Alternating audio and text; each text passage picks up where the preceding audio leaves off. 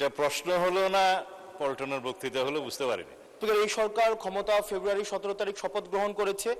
এর পূর্বের 6 মাসে ইন্টারিম গভর্নমেন্টের সময় প্রতিদিনে হত্যা হয়েছে, প্রতি মাসে হত্যার গড় ছিল 260 জন, যেটা বর্তমানে 311 জন।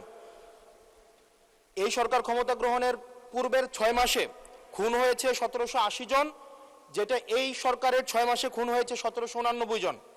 নারী ও শিশু নির্যাতন পূর্বের 6 মাসে ছিল 10,090 জন, এটি এই 6 মাসে হয়েছে 11,165 জন।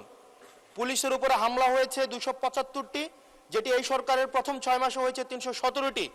গণপিটুনি দিয়ে 2025 সালের পুরা বছরে 166 জনকে হত্যা করা হয়েছে, যেটা এই সরকারের 6 মাসে সেটির সংখ্যা পৌঁছেছে 120 জন। ব্রাহ্মণবাড়িয়াতে কনসার্ট বন্ধ করে দেওয়া হয়েছে, নৌকাবাজ বন্ধ করে দেওয়া হয়েছে।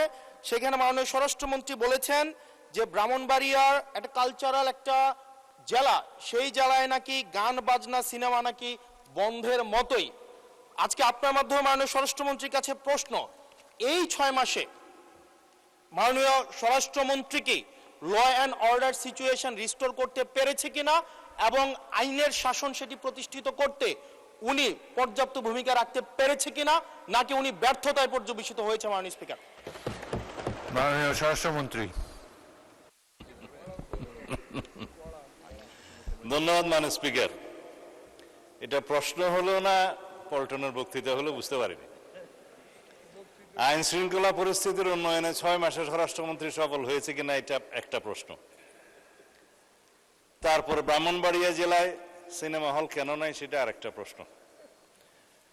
কোন খাতে কত হত্যা হয়েছে, জখম হয়েছে ইত্যাদি যে ডাটা দিলেন, সেই ডাটাটা কিসের ভিত্তিতে দিলেন, কি পরিসংখ্যানের ভিত্তিতে দিলেন, সে স্ট্যাটিস্টিক্স বড়টা কি আমি জানি না। মানে স্পিকার, আইন শৃঙ্খলা পরিস্থিতির উন্নতি হয়েছে কি হয় নাই সেটা তো দৃশ্যমান। বাংলাদেশে আজ পর্যন্ত বর্তমান সরকার দায়িত্ব নেওয়ার পর থেকে এই মুহূর্ত পর্যন্ত যত হেনিয়াস ক্রাইম হয়েছে, অপরাধ সংগঠিত হয়েছে, 24 ঘন্টা 48 ঘন্টা ক্ষেত্রের মধ্যে 7 ঘন্টার ভিতরে অপরাধী গ্রেপ্তার হয়েছে, আইনের আওতায় আনা হয়েছে। এবং সামাজিকভাবে যে কোনো স্পেসিফিক ঘটনা যদি আপনারা বলতে পারেন, সেই স্পেসিফিক ঘটনা আমি 300 বিধিতে বিবৃতি দিতে পারবো। আজ পর্যন্ত সামাজিক চাহিদার ভিত্তিতে এবং যেগুলো আলোচিত হয়েছে, যেগুলো আলোচিত হয়ও নাই, সেরকম যেগুলো ঘটনা অপরাধ সংগঠিত হয়েছে, সেটা সমাজের চাহিদার ভিত্তিতে সংক্ষিপ্ত সময়ের মধ্যে যাতে বিচার কার্য সম্পন্ন হয় সেজন্য আমরা সহযোগিতা করেছি। বিচার করার তো জুডিশিয়ারির কাজ। এইভাবে রামিসা থেকে শুরু করে রংপুরের ইদানিং 4টা যে হত্যা হলো সেই পর্যন্ত সমস্ত কিছু দ্রুততম সময়ের মধ্যে এই পুলিশ বাহিনী, আইন শৃঙ্খলা রক্ষাকারী বাহিনী গ্রেফতার করতে সক্ষম হয়েছে এবং আইনের আওতায় নিয়ে এসছে।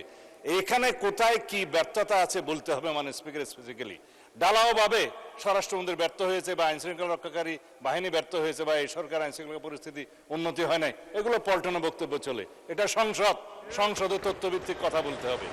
যদি কোনো স্পেসিফিক ঘটনার কথা আপনারা বলেন, সেই ঘটনার প্রেক্ষিতে আমরা 300 বিধিতে বক্তব্য দিতে পারবো মানে স্পিকার। কিন্তু যদি কাগজ নিয়ে বলা হয় এতটা হত্যা হয়েছে, এতটা ঘুম হয়েছে, সেটা তো কিসের স্টেটমেন্ট আমরা জানি না। আমরা গতবারও সংসদে আমরা 300 বিধিতে বক্তব্য দিয়েছি, স্টেটমেন্ট দিয়েছি এবং সংসদের জেনারেল আলোচনার মধ্যেও বলেছি, ডাটা দিয়েছি। তার মধ্যে আমরা প্রত্যেকটা পরিসংখ্যান করে প্রত্যেকটা অপরাধ ভিত্তিক চিত্র আমরা তুলে ধরেছিলাম। তখন কেউ বলতে পারে না মানে স্পিকার। সুতরাং যদি কোনো স্পেসিফিক ঘটনায় বাংলাদেশের আইন শৃঙ্খলা রক্ষাকারী বাহিনী বা স্বরাষ্ট্র মন্ত্রণালয় ব্যর্থ হয়েছে কি হয় নাই, সেই বিষয়ে যদি আপনারা নোটিশ আনেন, তখন আমরা ডিবেট করতে পারবো। ধন্যবাদ মানে স্পিকার। ধন্যবাদ মাননীয়